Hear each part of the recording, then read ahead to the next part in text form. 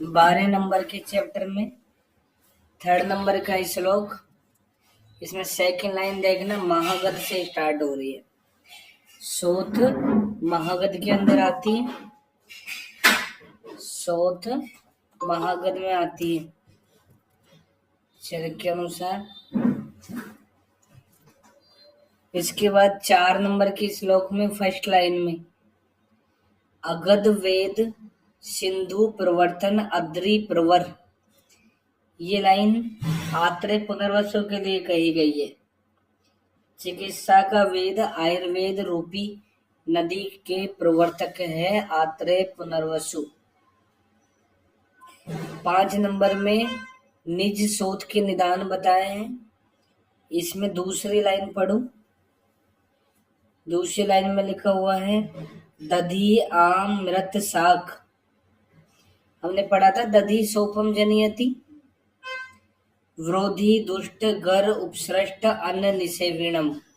First line में गुरु उपसेवा, ये सारे निदान होते हैं। नेक्स्ट लाइन में अर्शांसी अचेष्टा नैचे शुद्धि मर्म उपघातो विस्मा प्रसूति, ये भी सारे शोध के निदान होते हैं। मिथ्या उपचारा प्रतिकर्मणा, पंचकर्म के मिथ्या योग से होता है। 7 नंबर में फर्स्ट लाइन में आगंतुक शोध अभिघात काष्ठ अस्म शस्त्र अग्नि विष के संयोग से होती है। दूसरी लाइन में लिखा है आगंतु हेतु, कोमा लगा दो, ये सारे आगंतुक शोध के हेतु होता है। त्रिविधो निजस्य, निज शोध 3 प्रकार की होती है स्थान के आधार पे। सर्व अर्ध गात्र अवयव आश्रितत्वात्, मतलब संपूर्ण शरीर में आश्रित, आधे शरीर में आश्रित और एकांग, पर्टिकुलर जो एरिया है वहां पे होती है। 8 नंबर में संप्राप्ति शोध की बाह्य शरा प्राप्य यदा कफासृक पित्तानि संदुष्यति इह वायु तई बद्ध मार्गे से तदा विसर्पति उत्सेद लिंगम स्वयथुम करोति। तो यहाँ शोध की संप्राप्ति में दोष बाह्य श्राव में गमन करते हैं और त्रिदोष प्लस रक्त का इन्वॉल्वमेंट होता है। त्रिदोष प्लस रक्त का इन्वॉल्वमेंट होता है। वायु दूषित होती है, फिर बाह्य श्राव में जाकर कफ रक्त पित्त को भी दूषित कर देती है। फिर आगे जाके ये मार्गों को अवरुद्ध कर देते हैं, जिससे शोथ उत्पन्न हो जाती है। विमर्श में फर्स्ट लाइन में वाग्भट भी ऐसा ही कुछ बोलता है। रक्त पित्त कफान वायु दुष्टो दुष्टान बहिशरा नीत्वा रुद्ध गति स्तयी ही कुरियात त्वक मास संश्रियम। ऐसी लाइन है। इसमें भी देखो रक्त पित्त कफ वायु तीनों चारों दूषित हो रहे, बहिशरा पे कंप्लीट हो रही है और यहाँ पे ये एक्स्ट्रा ऐड कर दिया त्वक मास संश्रियम, दोष त्वचा और मांस के बीच में आश्रित हो जाता है। 9 नंबर में उरह स्थिते ऊर्ध्वम, कोमा लगा दो। यदि दोष उरह प्रदेश में आश्रित होते हैं तो ऊर्ध्व भाग की शोथ होती है। उरह प्रदेश कब का स्थान है और ऊर्ध्व भाग भी कब का स्थान है। अधस्तु वायु स्थान स्थित है, अगर अधे भाग में वायु स्थित होती है या वायु के स्थान में दोष आश्रित होते हैं तो अधे भाग की शोथ होती है। वायु का स्थान अधे मार्गी होता है शरीर का। मध्य गते, इस मध्य में दोष आश्रित हैं तो मध्य भाग की शोथ होती है। सर्वांगते, अगर संपूर्ण शरीर में दोष आश्रित है तो संपूर्ण शरीर की शोथ होती है। बस ये ध्यान रखना कि वायु के स्थान में आश्रित होने पर अधोभाग की शोथ होती है, ऐसा लिखा है यहाँ पे। विमर्श में चौथी लाइन में आओ। अन्यत्र भी बताया है। अन्यत्र का मतलब सुश्रुत में बताया। सुश्रुत में क्या बताया है? दोषा स्वयथुम ऊर्ध्वम ही, कुर्वन्ति आमास्य स्थिता। यदि दोष आमास्य में स्थित होते हैं तो ऊर्ध्वभाग की सोत होती है। आमास्य सुश्रुत के अनुसार कफ का विशेष स्थान होता है, तो कफ के स्थान में हो रहे हैं तभी ऊर्ध्वभाग की सोत होती है। पक्वास्य मध्य तू कोमा लगा दो। सुश्रुत में पक्व आमास्य ये पित्त के स्थान होते हैं। पक्व आमास्य पित्त का स्थान है सुश्रुत में, तो पक्वास्य नाम आ रहा है तो ये मध्य भाग की सोत होती है। वर्च स्थानगत अगर मल के स्थान में दोष आश्रित होते हैं तो अधे भाग की सोत होती है। मल के स्थान में तो अधे भाग की सोत है सुश्रुत में, और चरक में वायु के स्थान में है तो अधे भाग की सोत है। फिर इसके बाद कृष्ण देहम अनुप्राप्त कुर्यु सर्वशर्म तथा। यदि दोष संपूर्ण शरीर में आश्रित होते हैं तो संपूर्ण शरीर की सोत होती है। 10 नंबर का श्लोक। सोत के पूर्व रूप ऊष्मा दौथु शिरायाम, ये 3 पूर्व रूप बताए हैं सोत के। उदास करके याद कर लेना। उदास उससे ऊष्मा, दास से दौथु, से शिरायाम। सेकेंड लाइन में सर्वे त्रिदोष जो अधिक है, सारी सोत भी त्रिदोषज होती है। दोषों की अधिकता से इनका नामकरण होता है। विमर्श में तीसरी लाइन में माधव निदान में इसके पूर्व रूप में ऊष्मा ने कहकर अंग गौरव बताया, तो माधव निदान ऊष्मा के स्थान पे अंग गौरव मानता है। माधव निदान के साथ में वाग्भट भी लिख लेगा। माधव निदान और वाग्भट दोनों में ये चेंज किया है कि ऊष्मा के स्थान पे अंग गौरव होता है।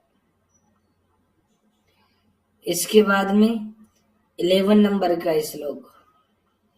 स गौरवम स्यात् अनवस्थितत्वम स उत्सेदम ऊष्मा अथ शिरा तनुत्वम सैलोम हर्ष अंग विवर्णता। ये सारे सोत के सामान्य लक्षण होते हैं। वहां पे भारीपन रहता है, सोत में अस्थिरता रहती है, कभी घटती है कभी बढ़ती है। उत्सेद तो सामान्य लक्षण होता ही है सोत के अंदर। ऊष्मा भी रहती है, शिराओं में पतलापन भी रहता है। दूसरी लाइन में लोम हर्ष, ऐसे सारे लक्षण सोत के सामान्य लक्षण होता है। 12 नंबर में वातसोत। फर्स्ट लाइन में तनु त्वक। जब हमने सूत्र स्थान पढ़ा था वहां तनु त्वक पित्तज का लक्षण था। तनु त्वक पित्तज में भी आता है और वातज में भी आता है। सेकंड लाइन में प्रसाम्यति प्रोन्नमति प्रपीड़ितो कोमा लगा दो। दबाने पे दब जाती है लेकिन शीघ्र उठ जाती है। दीवावली होती है ये। दीवा वाल वास्य, ये पूछा भी था इस साल पीजी में कि लाइन कौन सी सोत की है। वातज सोत की लाइन है। दीवा के वा के नीचे अंडरलाइन कर लेना। वा से वातज बहुत बार बता दिया तुमने। फिर 13 नंबर में पित्तज में फर्स्ट लाइन में से गंध, गंधी से पेत्ते, गंध पित्त की वजह से हो रहा है। विमर्श में सेकंड लाइन में सर्वप्रथम शरीर के मध्य भाग से स्टार्ट होती है। थर्ड लाइन में शीघ्र अनुसार प्रसमो शीघ्र उत्पन्न होने वाली होती है। मध्य प्राग जायते तनु, शरीर के मध्य भाग से शुरू होती है। शीत अभिलाषी, शीत की इच्छा करता है। साथ में स्पर्श ऐसा है, स्पर्श भी सहन नहीं होता, पित्तज सोत के लक्षण होते हैं। 14 नंबर में सेकंड लाइन में सकृच्छ जन्म प्रसमो, कठिनता से उत्पन्न होती है, कठिनता से शांत होती है, और कठिनीकरण जो काम होता है कफ का होता है। निपिड़ी तो नैच उन्मनेत, दबाने पे दब जाती है लेकिन उठती नहीं है, पिटिंग एडिमा होती है। वातस्फोत पित्तस्फोत तो एक तरह से नॉन पिटिंग एडिमा होती है। ये पिटिंग एडिमा है, दबाने पे दब रही है, फिर उत्पन्न उठ नहीं रही वहां से, गड्ढा बन गया। ये रात्रि वाली होती है, वातज दीवावली कफज रात्रि वाली।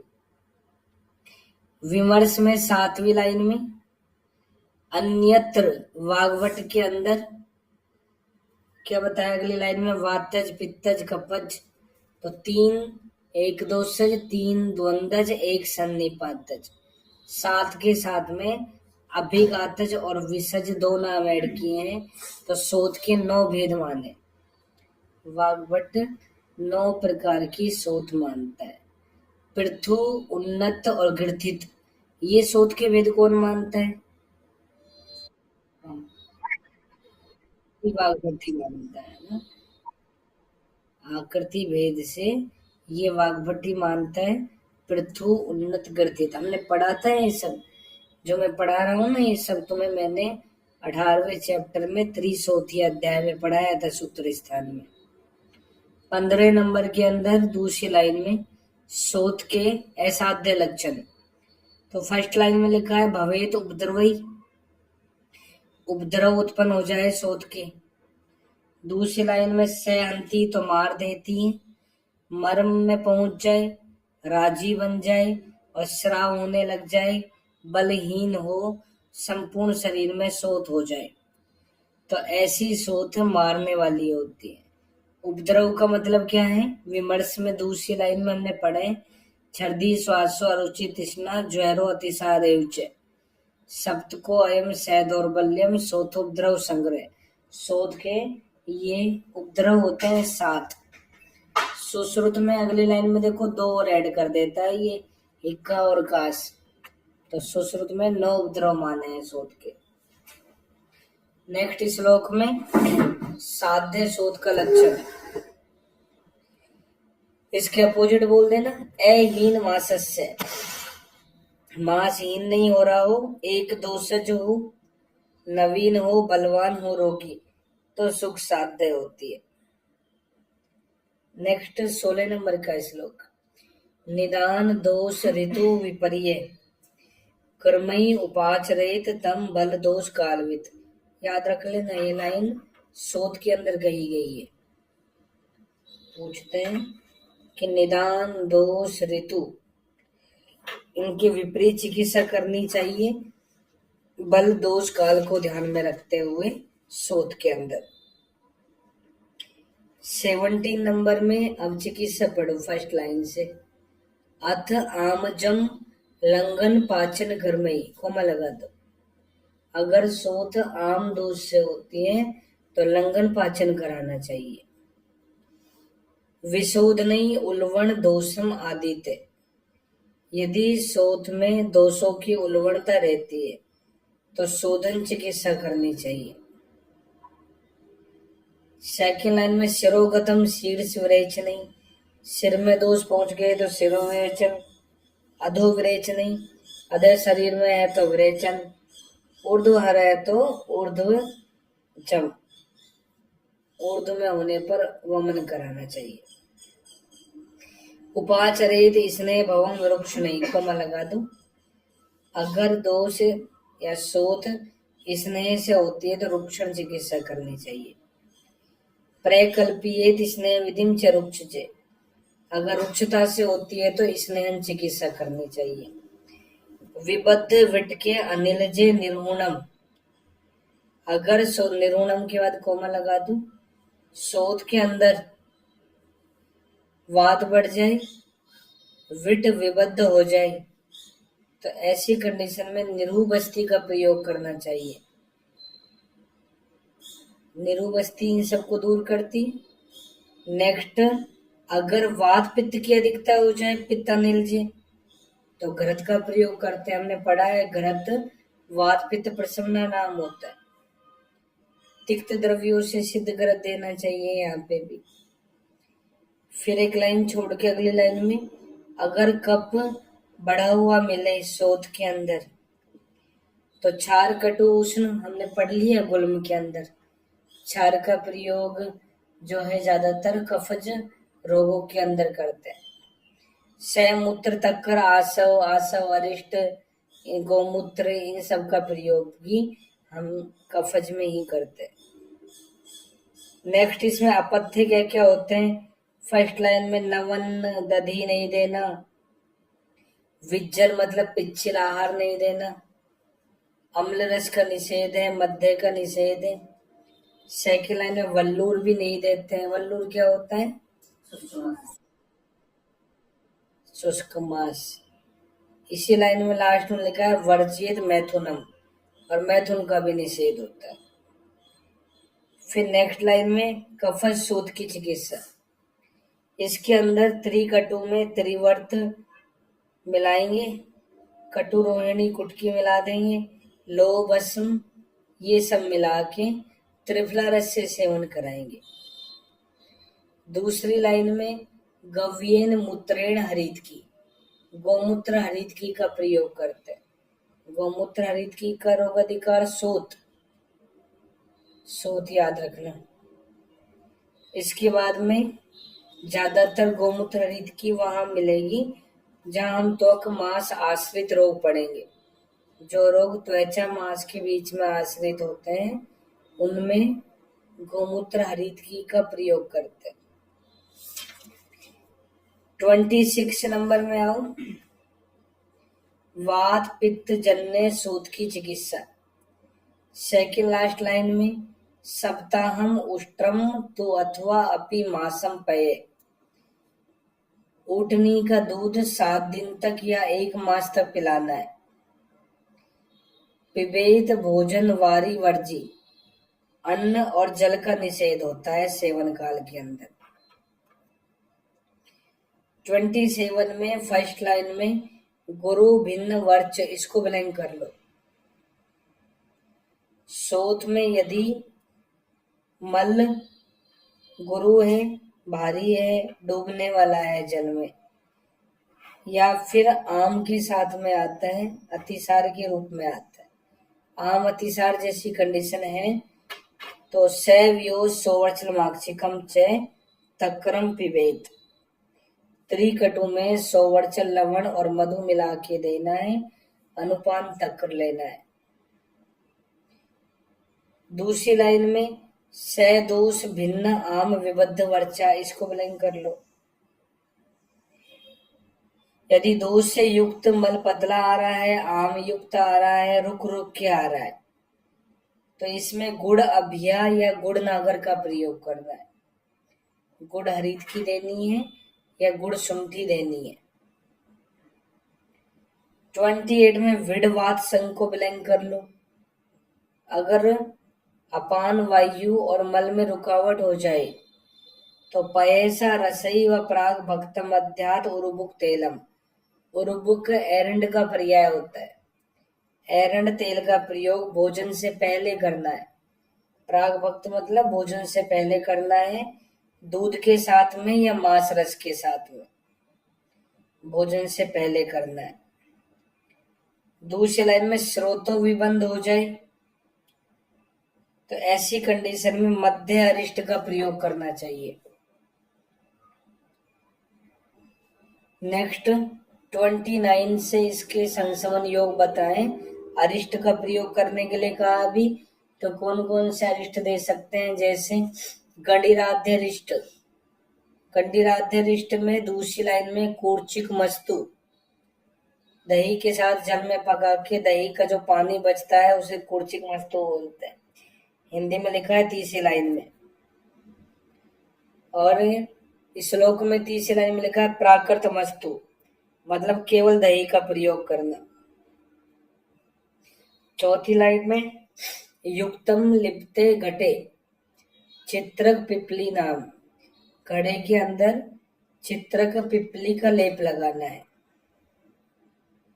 वेहाय से स्थापिताम दशाहात, 10 दिन तक खुले आकाश में छोड़ देना है इसको। गंडीराध्य रिष्ट में ऐसे लिख लो गुड़ नहीं होता। अभी हम इस चैप्टर में जितने भी अरिष्ट पढ़ेंगे सभी में गुण पड़ा रहता है, लेकिन इस गंडीराद्यरिष्ट में ही गुण नहीं होता। नेक्स्ट अष्ट सत अरिष्ट, इसमें दूसरी लाइन में कुंभे मधुना प्रलिप्ते, इसमें घड़े के अंदर मधु का लेप लगाते हैं। गंडीराद्यरिष्ट में चित्र पिपली था, यहाँ मधु का लेप लगाएंगे।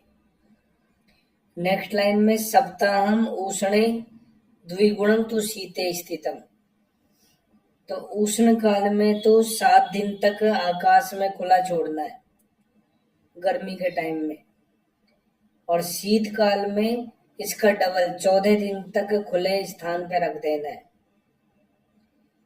नेक्स्ट लाइन में कफ वात जान से नियंती, ये कफ वातज शोथ को नष्ट करने वाला होता है। अष्ट सप्त अरिष्ट का रोगाधिकार शोथ है, और शोथ में भी कफ वातज शोथ है।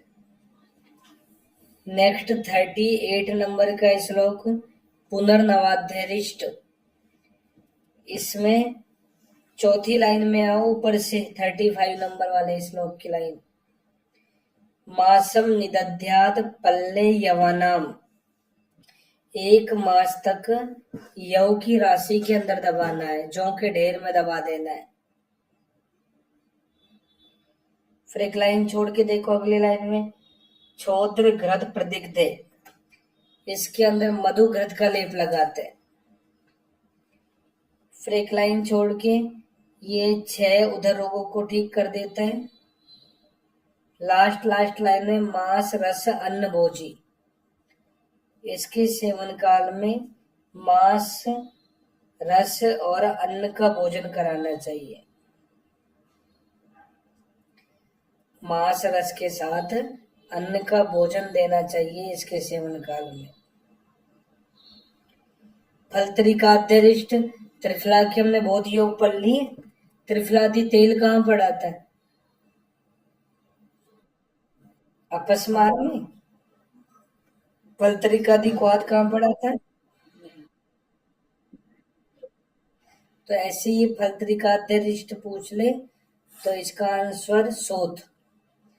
इसमें तीसरी लाइन में आओ, मासम निदध्यात घृतभाजनस्थम यवेशु, यव की राशि में दबा के रखना है 1 मास तक। 42 में कृष्णादि चूर्ण, इसमें सेकंड लास्ट लाइन में हन्याद त्रिदोषजम चिरजम च सोफम, त्रिदोषज और चिरकारी शोथ को नष्ट करने वाला होता है। 43 में छार गुड़िका, इसमें फर्स्ट लाइन में छार दुए, 2 छार होते हैं। लवणानी चतवारी, 4 लवण होते हैं। समुद्र नहीं होता, समुद्र लिख के क्रॉस कर देना। आयो रज लोह भस्म रहती है। 3 लाइन छोड़ के सलिलेन साध्यम आलोड्य, जल की भावना देते हैं, इसमें जल की भावना देते हैं। नेक्स्ट लाइन में कोल समाम तु मात्रा, कोल प्रमाण की मात्रा होती है इस वटिकी कुटिका की। लास्ट लाइन में विसूचिका को ठीक कर देती है, 4 गुटिका विसूचिका को ठीक करने वाली है। 47 में गुड़ अदरक योग, देखो हमने नागवाला कल पढ़ा था, वो आधा कर से 1 पल तक था, ये आधा पल से 5 पल तक है। फर्स्ट लाइन में देखो प्रयोज्येत आद्रक नागरम व तुल्यम गुणेन अर्धपल अभिवृद्ध्या, तो अदरक का कल्क गुड़ और सौंठ का कल्क, इन दोनों को गुड़ के साथ मिला के दे सकते हैं। आधे पल से स्टार्ट करना है पहले दिन, और मैक्सिमम 5 पल तक जाना है आधे आधे पल बढ़ाते हुए। हिंदी में देख लो दूसरी लाइन में कि 10 दिन में 5 पल की मात्रा हो जाती है। पुनः 11 दिन से लेकर 30वें दिन तक पांच पांच पल की ही मात्रा देनी है। इस तरह से एक मास तक प्रयोग करते हैं। दूसरी लाइन में लिखा भी है इस श्लोक में, मात्रा परम पंच पलानी मासम, उत्तम मात्रा 5 पल ही होती है, एक मास तक इसका प्रयोग करना है। नेक्स्ट लाइन में अलसक को ठीक कर देता है। आम दोष होते हैं अलसक विसूची का, क्षार गुड़ी का देंगे इसमें, विसूचिका में या अलसक में देना है गुणात्रक। फिर लास्ट लाइन में मनोविकार को भी ठीक करती है। गुड़ अदरक का प्रयोग मानसिक विकारों में भी करते हैं। विमर्श में सेकंड लास्ट लाइन में चक्रदत्त में भी बताया है कि गुड़ आदरकम व गुड़ नागरम व गुड़ अभ्याम व गुड़ पिपलिम व, इन सब में से किसी का भी प्रयोग कर सकते हैं पेयर ने। कर्ष अभिवृद्धिया त्रिपल प्रमाणम, कर्ष से स्टार्ट करना है, मैक्सिमम 3 पल तक लेके जाना है। पक्षम अथ अपि मासम, 15 दिन तक देते हैं या 1 मास तक प्रयोग करते हैं। ये चक्रदत्त बोलता है। 49 में शिलाजतु का प्रयोग। इससे पहले हमने शिलाजतु कौन से गुल्म में पढ़ी थी? और वज्र शिलाजतु कहाँ पढ़ी थी? के अंदर। तो यहाँ दूसरी लाइन में देखो, जत्वे अस्मजम च त्रिफला रसेन हन्यात त्रिदोषजम स्वयथुम, शिलाजतु का प्रयोग त्रिफला रस के साथ करते हैं, इससे त्रिदोषज सोथ नष्ट हो जाती है। त्रि से त्रिफला स्वरस, त्रि से त्रिदोषज सोथ नष्ट होती है। नेक्स्ट श्लोक में आओ कंस हरित की। दंती हरित की कहाँ पड़ी थी? कफज गुल्म में थी। ये कंस हरित की है। इसमें देखो फर्स्ट लाइन में, द्विपंचमूलस्य पचेत कषाय कंसे, कोमा लगा दो। द्विपंचमूल का मतलब होता है 10 मूल, इसका क्वाथ लेना है कंस प्रमाण में। अभियानाम च शतम गुड़स्य, 100 हरित की लेनी है और गुड़ 100 पल लेना है। इसके बाद में दूसरी लाइन में त्रिसुगंधी, त्रिजात यहाँ पे भी होता है। त्रिसुगंधी मतलब तो अकेला पत्र। फोर्थ लाइन में एक अभ्याम प्रास्य ततस्य लेहान सुक्तिम, जब सेवन कराएंगे तो एक अभिया का प्रयोग करेंगे। सेवन कराते समय एक अभिया का प्रयोग करेंगे। और अवलेह की मात्रा यहाँ पे सुक्ति प्रमाण में होती है। दंती हरित की में कितनी थी?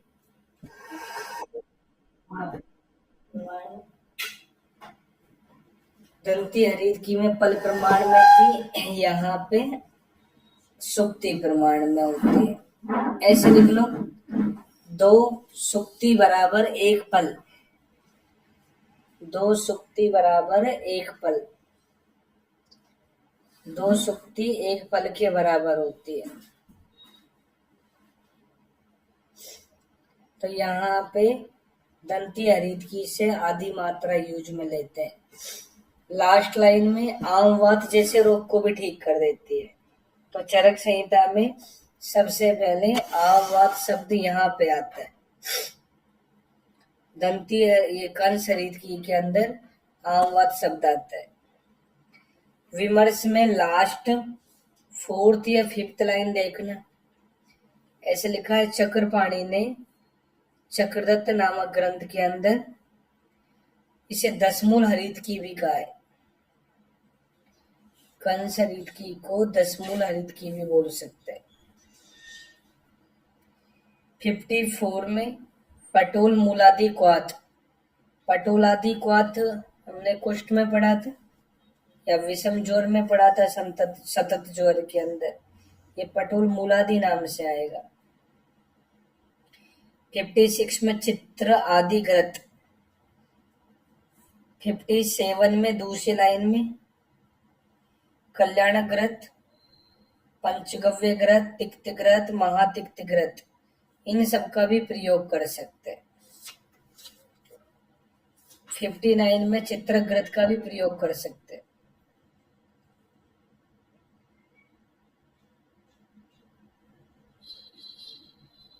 60 नंबर में जीवंत्यादि यवागु। जीवंत्यादि अनुवासन बस्ती कहाँ थी? ज्वर में। और जीवंत्यादि यमक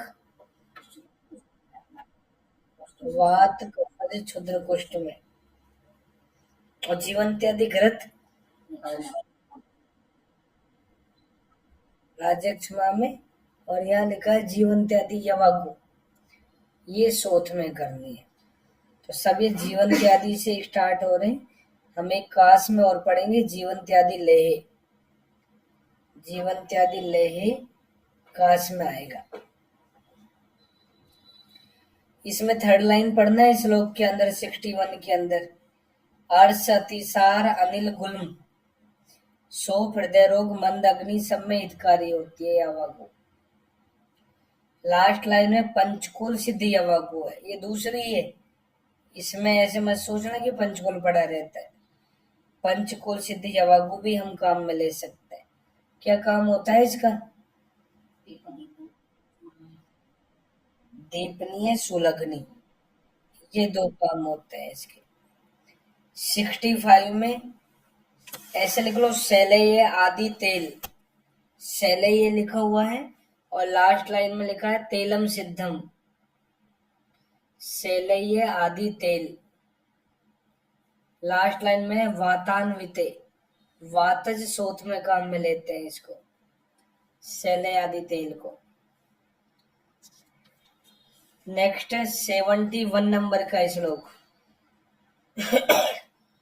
विभीत का नाम फल मध्य लेपे, कोमा लगा दो। सर्वेशु दहा अर्थी हर प्रतिष्ठ। विभीतक जो है इसकी मज्जा का लेप काम में लेते हैं। ये उष्ण वीर्य हेमस्पर्श होता है, तो वात और कफ और पित्त तीनों कंडीशन में काम में आता है। सर्वेशु सभी में दाह और वेदना का नाश कर देता है। यहाँ तक तो हमने शोध के बारे में पढ़ा है कि शोध के सामान्य निदान, लक्षण, संप्राप्ति, चिकित्सा क्या होती है। अब शोध के कुछ उपद्रव भी होते हैं, उनके पर्टिकुलर सिम्टम्स, निदान और उनकी चिकित्सा भी अलग से बताई है। वो हम 75 से पढ़ेंगे। 75 नंबर के श्लोक पे आओ। 75 में हेडिंग में लिखा है सालुक। कंठ सालुक या सालुक बोल दो। अंतर गले घुर घुर कान्वितम च सालुकम उच्छ्वास निरोधकारी। सालुक को ब्लैंक कर लो।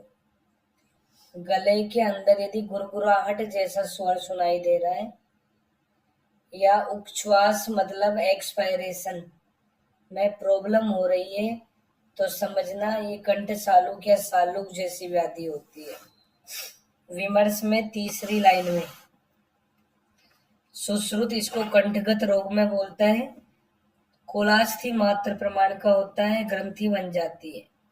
कैसे कंठ सालुक बोलना, कैसे कोलास्थी मात्र ग्रंथि, कैसे कफ संभव, कैसे ही कंटक शोक भूत आंसर इसका समझना। कंटक के शोक जैसे चुभने जैसी वेदना होती है। शस्त्र निपात साध्य, शस्त्र कर्म से ठीक होने वाली व्याधि होती है। 76 में विडाली का लिखा है दूसरी लाइन में। फर्स्ट लाइन में इसके स्थान क्या होता है? गलत से संदव चिबू के गले चे, कोमा लगा दो। गले की संधि में, चिबुक प्रदेश में, गले में, श्वसनासु या श्वास नलियों में दाहा राग के साथ में शोथ हो जाती है। सैदाहा राग है, तो ये विडाली का कलेक्शन होता है। लिखा है दूसरी लाइन में सोफो बड़सा 38। तो विडाली का स्यात, स्यात के बाद कोमा लगा दो। अब हन्यात गले चेत वली करता, ये इसकी असाध्य अवस्था होती है। अगर ये वलय की जैसी बन जाती है, कुंडली जैसी बन जाती है, तो गले को चारों तरफ से जकड़ के मार देती है। तो ये विड़ालिका की असाध्य अवस्था होती है, वलयाकार होना। विमर्श में भी लिखा है दूसरी लाइन में कि विड़ालिका की वलयाकार अवस्था असाध्य होती है। 77 में फर्स्ट लाइन में तालु विदृधि को ब्लैंक कर लेना। तालु विदृधि का वर्णन चरकी करता है, सुश्रुत में इसका वर्णन नहीं है। ना ये कोई तालुगत रोग है, ना ये कोई मुख वाला रोग है, ना ये कोई विदृधि का प्रकार है। लेकिन चरक बोलता है कि तालु प्रदेश में विदृधि हो जाती है तो उसमें दाहा राग पाक के ऐसे लक्षण मिलेंगे। त्रिदोषात, तीनों दोषों का इन्वॉल्वमेंट होता है। तैसे तालु बोल देना, तैसे 3 दोष बोल देना। दूसरी लाइन में उपजीविका और अधिजीविका ऐसे 2 रोग हैं, इसमें कफात को ब्लैंक कर लो। दोनों कफ दोष से होते हैं। यहीं पास में लिख लो, सुश्रुत में कफ रक्तज, अधोजीविका और उपजीविका में सुश्रुत कफ रक्त दोष मानता है। अगर किसी आचार्य का नाम नहीं बताए तो according to Sushrut first answer करना। सुश्रुत का काल चरक से पहले है, इसलिए सुश्रुत को हम फॉलो करते हैं। चरक पूछ ले तो कफ दोष करना। तीसरी लाइन में उपकुश लिखा हुआ मिलेगा लास्ट में, उपकुश को ब्लैंक कर लो। इसमें क्या होता है, दंत मास में पाक हो जाता है रक्त पित्त की वजह से। यहाँ दोष पित्त रक्त होता है। और 4th लाइन में दंत विदृधि को ब्लैंक कर लेना। इसमें दंत मास में शोथ हो जाता है। ध्यान रखना दोनों बातों को। दंत मास में मसूड़े, दंत मास मतलब मसूड़े, तो इनमें यदि पाक हो रहा है तो कुश, और इनमें यदि शोथ हो रहा है तो दंत विदृधि। दंत विदृधि में दोष कफ रक्त होता है, कफाद शोणित संचयोत। और दंत मास में पाक उपकुश में होता है, इसमें पित्त रक्त दोष होता है। इसके बाद में नेक्स्ट 79 में आओ। गलत से पार्श्व गलगंड है एक है स्यात, कोमा लगा दो। गले के पार्श्व में एक गंड बन जाए, गंड मतलब शोथ हो जाए, तो उसे गलगंड बोलते हैं। गंडमाला बहुबिस्तु गंडई, जब बहुत सारे शोथ हो जाते हैं तो उसे गंडमाला बोलते हैं। साध्य स्मरता, दोनों साध्य होते हैं। विमर्श में 4th लाइन में आना। सुश्रुत बोलता है वात है कफस्य एव तथैव मेद है। वात लिखा हुआ मिलेगा, कफ लिखा हुआ मिलेगा, मेद लिखा हुआ मिलेगा। सुश्रुत के अनुसार गलगंड के ये 3 भेद होते हैं, वातज, कफज और मेदज।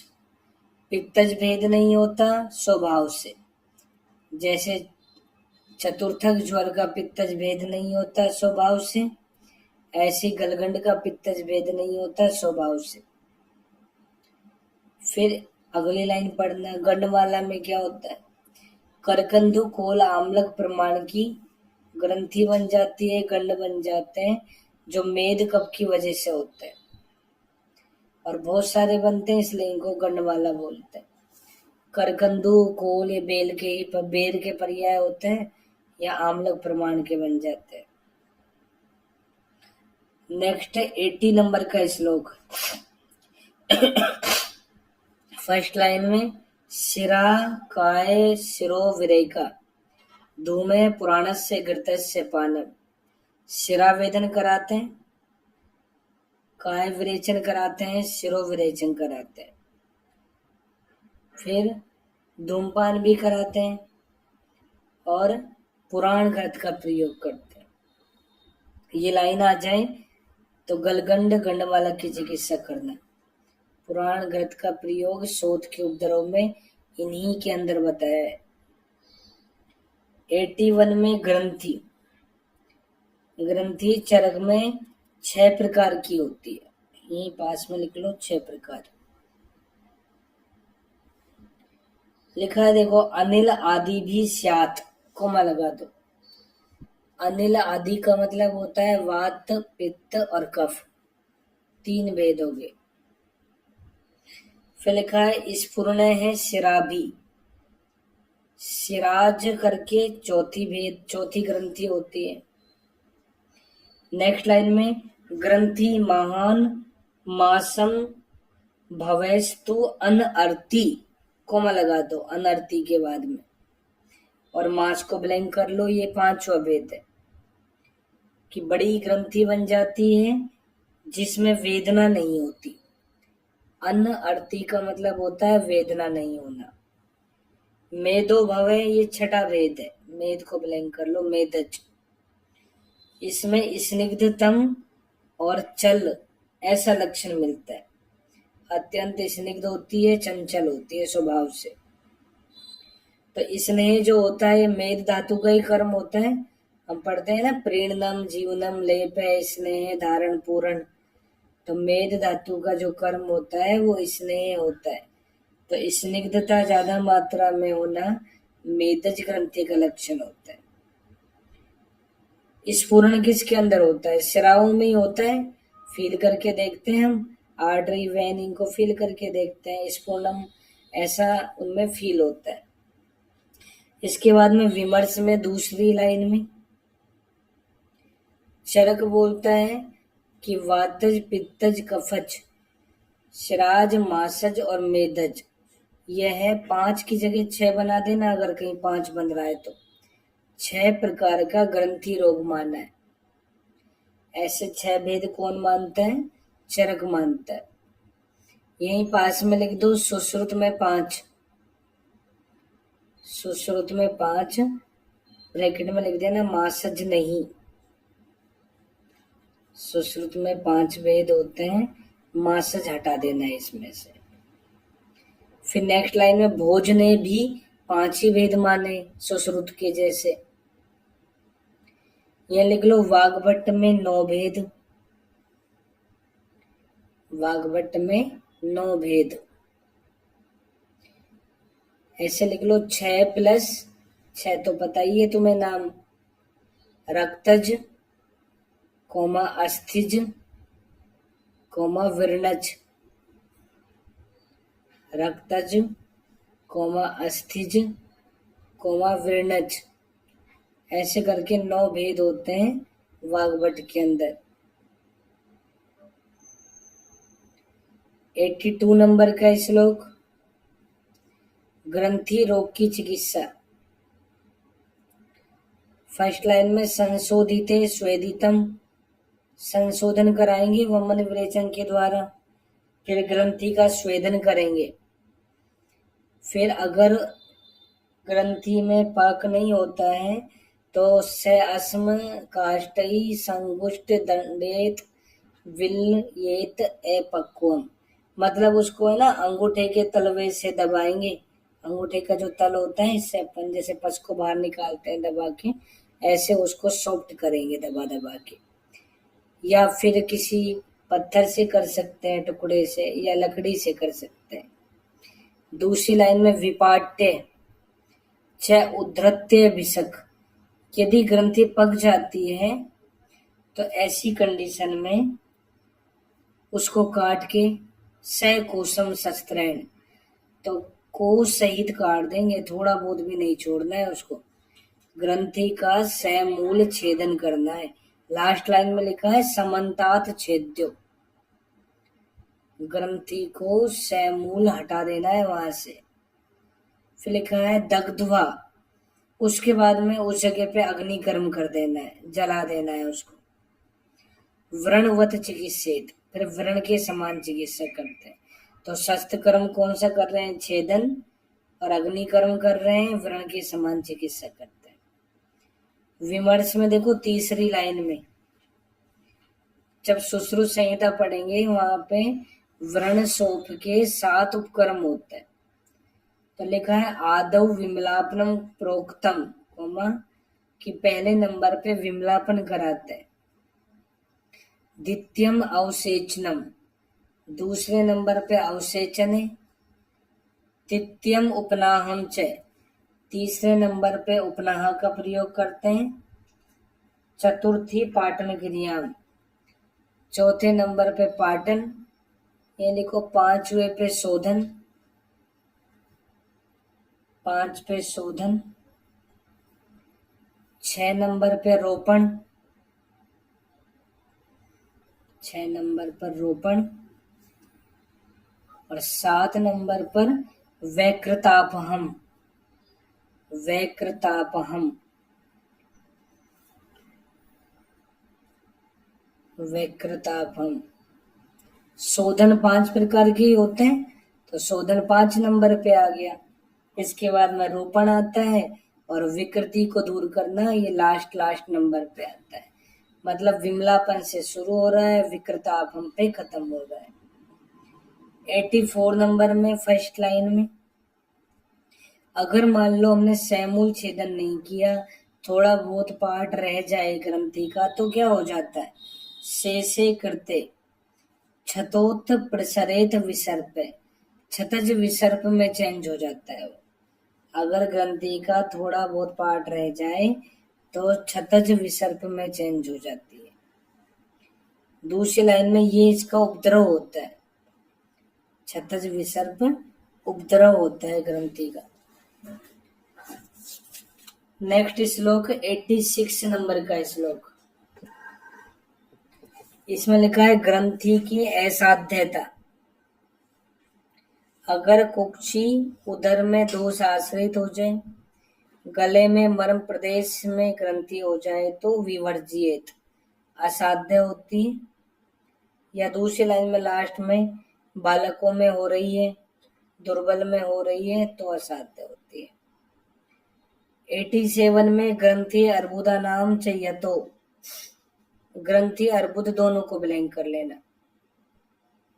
जैसे हमने उन्माद अपस्मार में पढ़ा था कि सामान्यात हेतु दुष्ययो, दोनों में हेतु और दुष्य समान होते हैं। ऐसी ये लाइन आ जाए कि अविशेष प्रदेश हेतु आकृति दोष दुष्यई। जैसे हम चरक सूत्र में जब 6 पदार्थ पढ़ते हैं तो उस समय विशेष के लिए पढ़ते हैं विशेषस्तु विपर्य या विशेषस्तु पृथक्त्वकृत, ऐसे पढ़ते हैं। तो यहाँ पे अविशेष आ जाए तो इसका मतलब है समान, अविशेष का मतलब है समान होते हैं। प्रदेश मतलब स्थान, हेतु, लक्षण, दोष, दुष्य, ये सभी समान होते हैं ग्रंथि में और अर्बुद में। तो ये लाइन आ जाए तो ग्रंथि अर्बुद के लिए करना। दूसरी लाइन में दोनों की चिकित्सा भी एक जैसी होती है, अर्बुद आनी विधानवित ग्रंथि चिकित्सितेन। नेक्स्ट 88 नंबर का श्लोक, फर्स्ट लाइन में अलजी को ब्लैंक कर लो। अलजी, अलजी इससे पहले कहाँ पढ़ी थी हमने? देखा में पढ़ी थी। तो यहाँ पे शोध के उपद्रव में भी है ये, ताम्रा सहसूला पिड़का भवेतिया, कोमा लगा दो।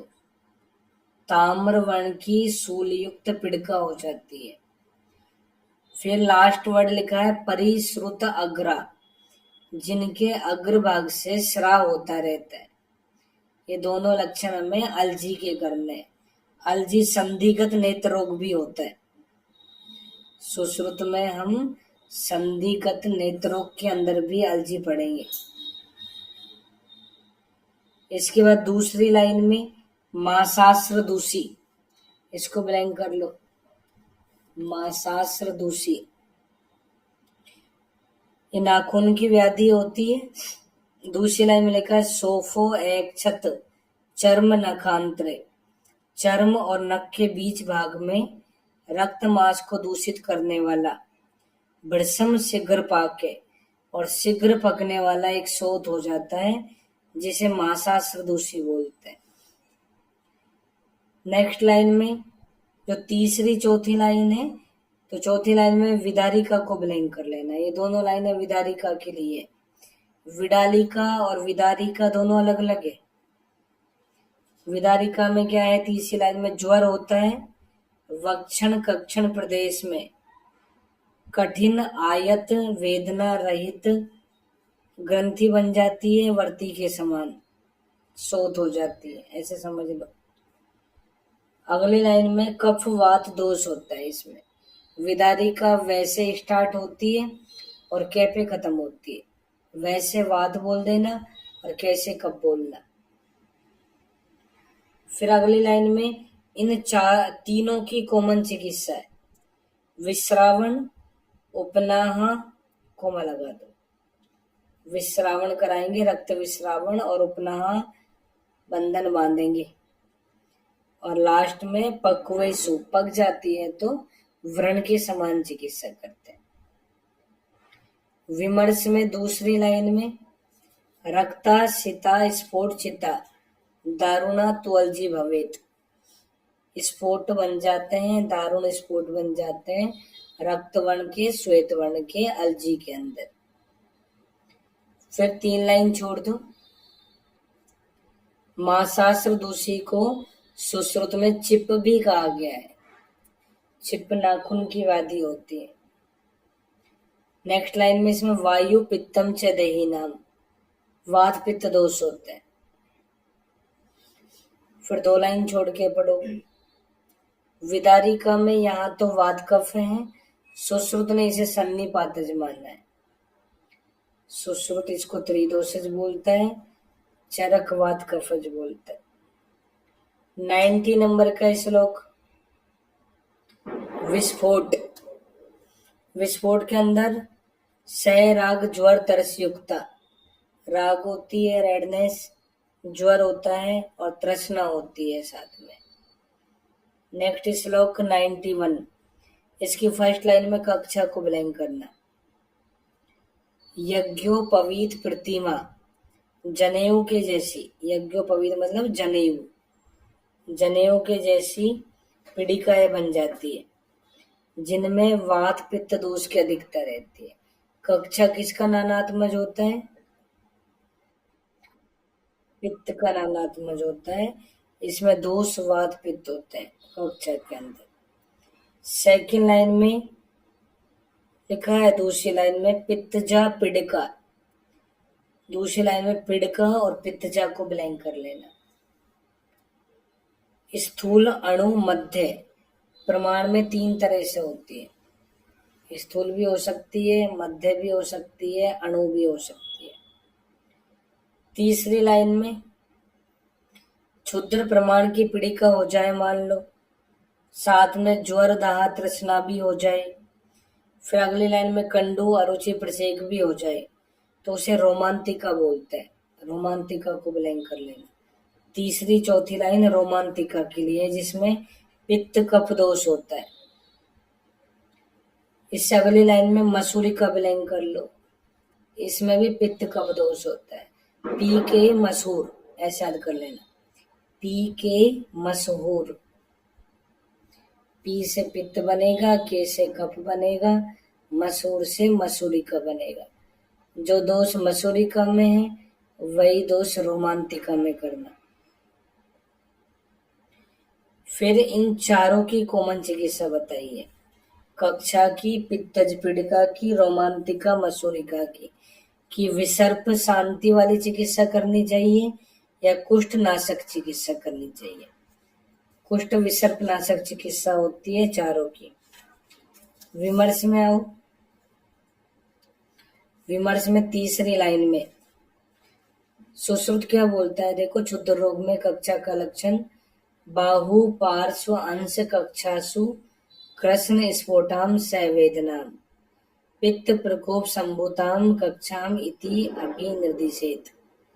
बाहु में, पार्श्व में, अंश में और कक्षा में यदि कृष्ण स्फोट बन जाए वेदना के साथ में, तो उस रोग को कक्षा बोलते हैं, जिसमें पित्त की प्रधानता होती है।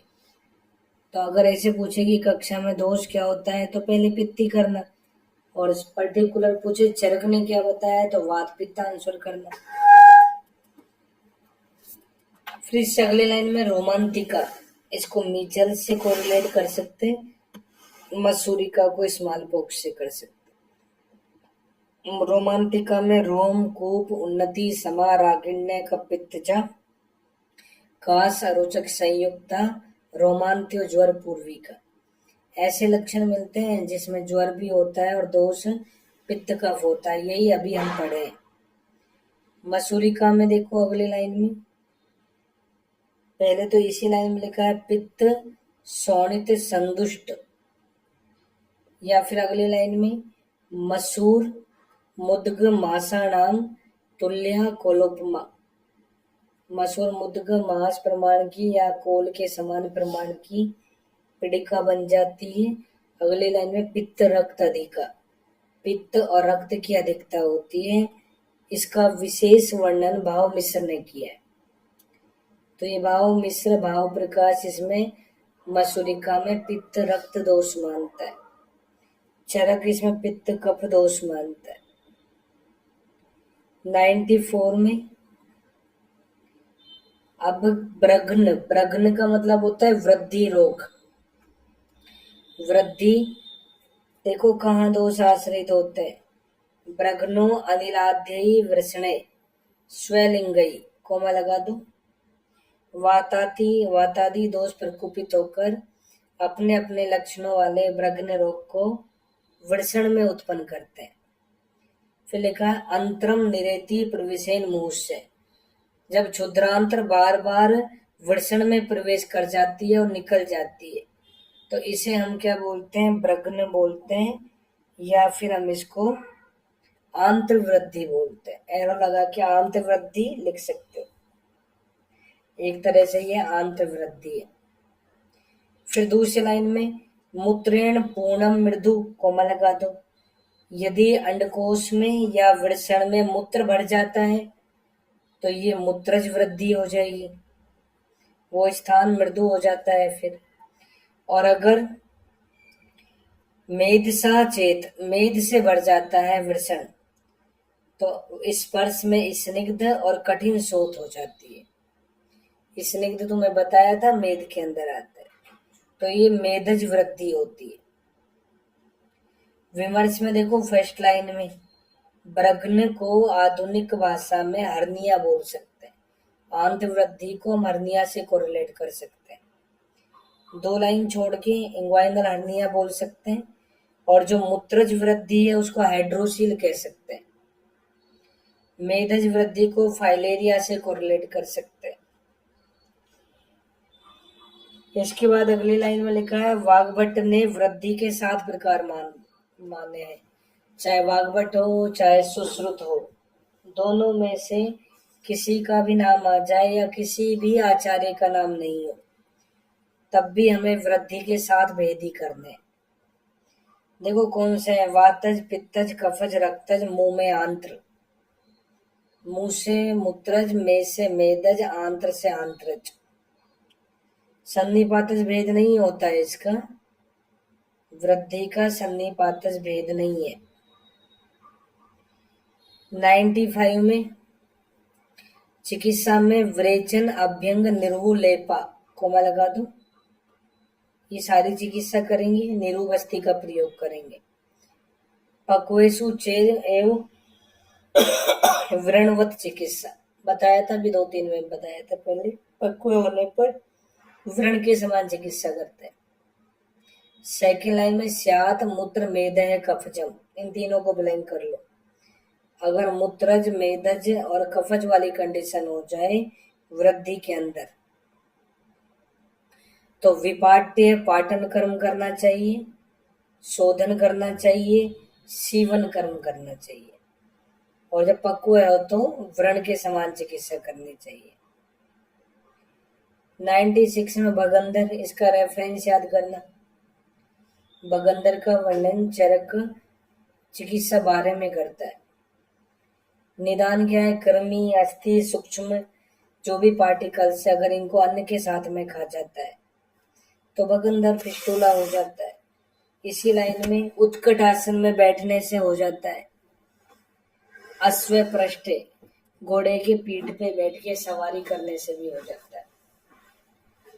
दूसरी लाइन में गुदस्य पार्श्व पीड़िका, गुद के पार्श्व में एक पीड़िका होती है वृष आरती, जिसमें भयंकर वेदना होती है। तो पीड़िका में एरो लगा के लिख लेना भगंदर की अपक्व अवस्था। भगंदर की अपक्व अवस्था को पीड़िका बोलते हैं। पक्व प्रभिन्ना तू भगंदरे स्यात्, जब इसमें पाक हो जाता है तो फिर उसे भगंदर बोलते हैं। विमर्श में दूसरी लाइन में आओ। सुश्रुत बोलता है कि गुदस्य द्विअंगुले क्षेत्रे पार्श्वतः पीड़िका कृति, अगर गुद के 2 अंगुल के एरिए में ही पीड़िका होती है तो भगंदर की पीड़िका होती है। अगर इससे दूर हो रही है तो फिर भगंदर की पीड़िका नहीं होती। इसके बाद में अगली लाइन में भी लिखा है कि भगंदर में भग, गुद और बस्ती, इन तीनों का धारण होता है। लिखा है भगवत धारियेत, अकेला भग का धारण नहीं करना, भग, गुद और बस्ती तीनों का धारण होता है। फिर इसके बाद में 3-4 लाइन छोड़ दो। सुश्रुत संहिता में 5 भेद माने इसके, वात पित्त कफ सन्निपात और आगंतुज। तो वात से सतपोनक होता है। सतपोनक मतलब जिसमें बहुत सारे छिद्र बन जाए, तो जिनसे वायु बाहर निकल जाएगी, ऐसे सोचना। तो वात से होता है। पित्त से उष्टग्रीव होता है। कफ से परिस्रावी, सन्निपात से शंभु कवर्त, सह से सन्निपातज, सह से शंभु कवर्त। आगंतुज कारणों से उन्मार्गी होता है। ऐसे आगंतुज उन्मार्गी मिलता जुलता शब्द है। वाग्भट ने इसके 3 भेद और माने। वात पित्त से परिक्षेपी, वात कफ से ऋजु और पित्त कफ से अरसो भगंदर। ऐसे एक ट्राइंगल बना लेना, त्रिभुज। ऊपरी ऊपर वात लिख देना, नीचे एक साइड पित्त लिखो, दूसरी साइड कफ लिखना। वात पित्त के बीच में पी लिख देना, पी। पी का मतलब परिक्षेपी। पित्त कफ के बीच में ए लिख देना, अरसो भगंदर। और कफ और वात के बीच में आर लिख देना, ऋजु। ऐसे PAR वर्ड याद रखना, PAR। वात पित्त परिक्षेपी और कफज परिस्रावी, ध्यान रखना। परिस्रावी में कफ दोष है और परिक्षेपी में वात पित्त दोष है। नेक्स्ट लाइन में इसको फिस्टुला भी बोल देते हैं। फिर इसी पैराग्राफ में लास्ट, विमर्श के लास्ट पैराग्राफ में लास्ट 5th लाइन में देखना, अंतर्मुख बहिर्मुख नाम सुश्रुत ने अर्वाचीन और प्राचीन भगंदर के रखे। सुश्रुत में इन 2 नाम से भी भगंदर होता है, एक अंतर्मुख दूसरा बहिर्मुख। ऐसे अंतर्मुख, ऐसे अर्वाचीन बोल देना। बहिर्मुख पराचीन होता है। 97 नंबर का श्लोक। चिकित्सा में व्रेचनम च एषण पाटनम च, कोमा लगा दो। व्रेचन, एषण और पाटन चिकित्सा करता है। एषण कर्म यही बताया है इन्हीं रोगों में, और किसी में भी नहीं है। भगंदर के अंदर ही है, इन शोध के उपद्रव में और किसी में भी एषण नाम नहीं है। विशुद्ध मार्गस्य च तेलदाह, मार्ग की शुद्धि होने पर विरेचन से, तेल से दाह कर्म करना चाहिए। दाह कर्म, दहन के हम सुश्रुत में 10 उपकरण पढ़ेंगे। उन 10 उपकरण में से यहाँ तेल से दाह कर्म कर रहे हैं। दूसरी लाइन में क्षार सूत्र से छेदन करते हैं। सुपाचितेन छिन्नस्य, कोमा लगा दो। क्षार सूत्र का प्रयोग करते हैं और व्रणवत चिकित्सा, व्रण के समान चिकित्सा करते हैं। क्षार सूत्र का प्रयोग बगंदर के अंदर बताया है चरक ने। यह लिख लो, सुश्रुत में नाड़ी व्रण, अर्बुद बगंदर में। सुश्रुत में नाड़ी व्रण कोमा अर्बुद कोमा बगंदर, पहला अनुस्वर नाड़ी व्रण ही करना। चैप्टर का नाम नाड़ी व्रण ही है। फिर लिखो चक्रदत्त में अर्स, चक्रदत्त में अर्स प्रकरण, काश्यप में अरी कीलक, काश्यप में अरी कीलक।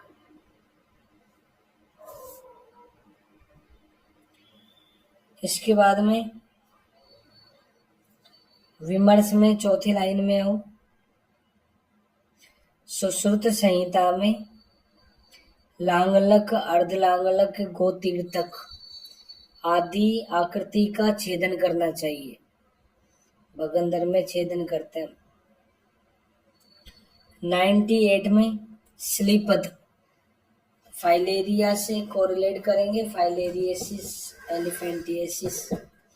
दोष कहाँ आश्रित होते हैं देखो, जंघा, पिंडी, प्रपद, उपरिष्टात, स्यात, कोमा लगा दो। जंघा में, पिंडलियों में और पैर के ऊपरी भाग में आश्रित होते हैं। दोष कौन कौन से, मांस, कफ, अस्र दोषात, मारक, मारक करके याद करना। मारक हमने कहाँ कहाँ पढ़ा था,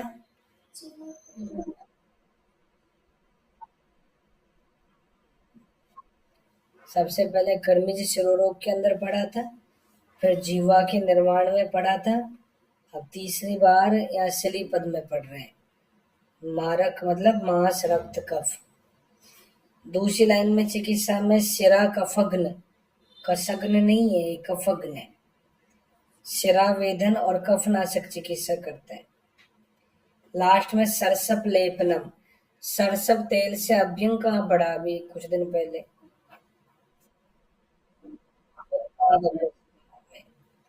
उन्माद अपस्मार में सरसप तेल से अभ्यंग बताया है।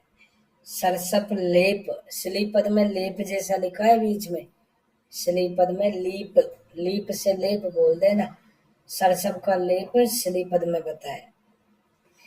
विमर्श में देखो तुम, दूसरी लाइन में अन्यत्र बहुत सारी जगह पे श्लीपद का वर्णन किया है, जैसे नाक, मुख, कान, मूत्रेंद्रिय आदि लटकने वाले स्थानों में होता है ये।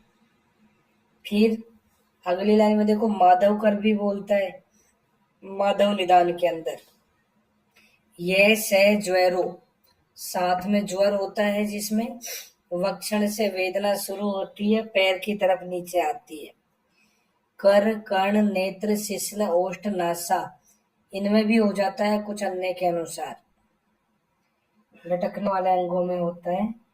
फिर अगली लाइन में कुपितास्तु वात पित्त श्लेष्मणा, 3 भेद होते हैं इसके, वातज, पित्तज और कफज। फिर इससे अगली लाइन में सनई सोपम जनयति, धीरे धीरे सोत होती है। 4-5 लाइन छोड़ के लसिका वाहनियों की व्याधि होती है। इसके बाद में नीचे से दूसरी लाइन में देखो, सेकंड लास्ट लाइन में सनई सनई घन सोत होता है।